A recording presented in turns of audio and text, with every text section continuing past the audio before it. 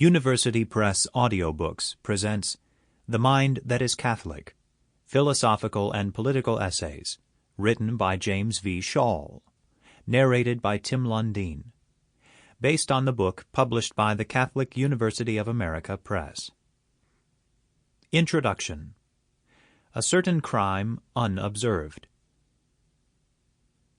In a famous query in the Gorgias, Socrates talks to Chaerephon, the very man, as he tells us in the Apology, who asked the oracle who was the wisest man in Greece.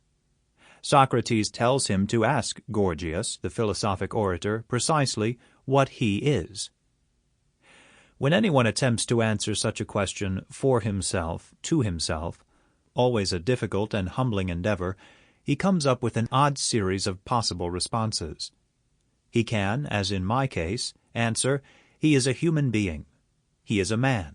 He is a cleric. He is an American. He is an academic.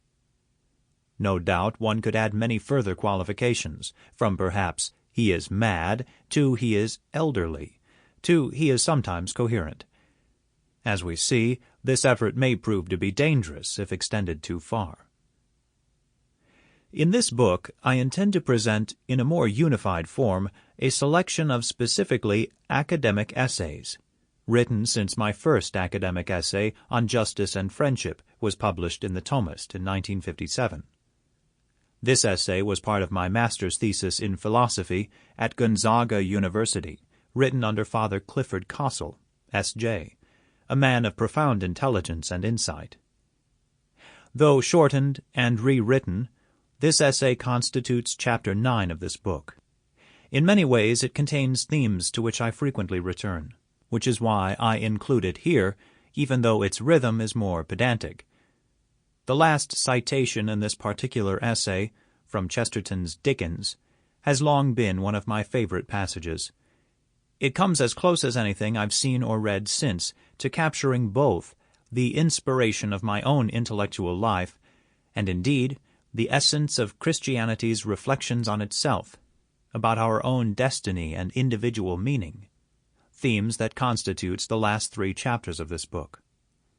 Ultimately, we begin and we end in friendship.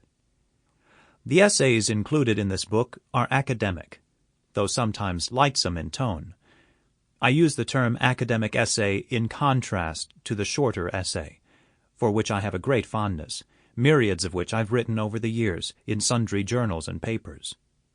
Indeed, the subtitle of my book, Idles and Rambles, captures the sort of thing that I love to write, and in which often one can come closer to the truth than in most other ways. Its subtitle was Lighter Christian Essays.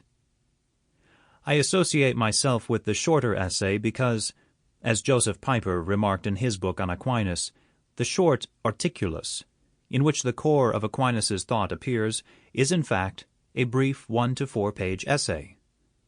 But I also like the short essay because of the wit and humor that we find in the essays of the English Catholic writers, like Belloc and Chesterton.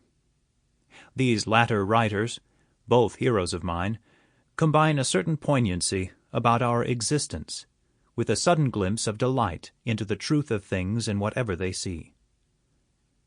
Charlie Brown, the Peanuts hero, also appears in these pages, for the same philosophic reason. It is no accident that I have chosen to begin these introductory reflections with a passage about madness, from another one of my heroes, Samuel Johnson.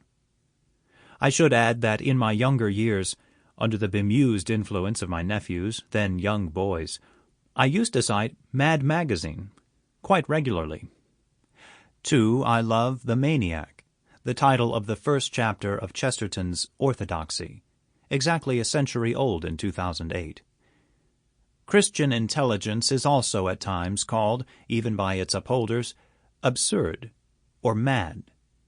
But this particular word has a distinguished place in the heart of Christian philosophy, under the Greek forms of its origin in mania and enthusiasm, something touched on in Chapter 17. These very words recall Ronald Knox's enthusiasm and Joseph Piper's Enthusiasm and the Divine Madness, both wonderful books. Sample complete. Ready to continue?